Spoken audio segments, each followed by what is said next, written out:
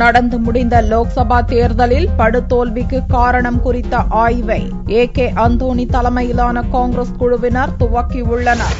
மத்தியில் தொடர்ந்து 10 ஆண்டுகள் ஆட்சி பொறுப்பில் இருந்த காங்கிரஸ் நடந்து முடிந்த லோக்சபா தேர்தலில் படுதோல்வியை சந்தித்துள்ளது. வெறும் 44 தொகுதிகளில் மட்டுமே வெற்றி பெற முடிந்த காங்கிரஸ் கட்சி லோக்சபாவில் எதிர்க்கட்சி அந்தஸ்து பெறும் தகுதியையும் கூட இழந்துள்ளது. தேர்தல் தோல்வி குறித்து ஆராய மூத்த தலைவரும் முன்னாள் மத்திய அமைச்சருமான ஏ.கே. அந்தோணி தலைமையில் காங்கிரஸ் பொதுச் செயலாளர் முகுல் வாஸ்னிக் ஆகியோர் அடங்கிய குழுவை காங்கிரஸ் அமைத்துள்ளது. இக்குழுவினர் தங்களின் ஆய்வை சனிக்கிழமையன்று துவக்கினர். முதல் நாளில் டெல்லியில் ஏற்பட்ட தோல்வி குறித்து ஆய்வு நடந்தது. டெல்லியில் மூத்த தலைவர்கள் கபில் சிபல், அஜய் மக்கான், சந்தீப் தீட்சித் உள்ளிட்ட 7 தொகுதிகளிலும் போட்டியிட்டு தோல்வியடைந்த அனைவரும் தங்களின் கருத்துக்களை தெரிவிக்கும்படி அழைக்கப்பட்டுள்ளனர். இக்குழுவின் ஆய்வை தொடர்ந்து காங்கிரஸ் தலைவர் சோனியாவிடம் கட்சியில் மேற்கொள்ள வேண்டிய மாற்றங்கள் குறித்து அறிக்கை அளிக்க உள்ளது. பார்லிமென்ட் பட்ஜெட் கூட்டத்தொடருக்கு முன்பாக அறிக்கை சமர்ப்பிக்கப்பட்டு கட்சியின் முக்கிய அமைப்புகள் மாற்றி அமைக்கப்பட உள்ளதாக கூறப்படுகிறது. ஏற்கனவே மகாராஷ்டிரா,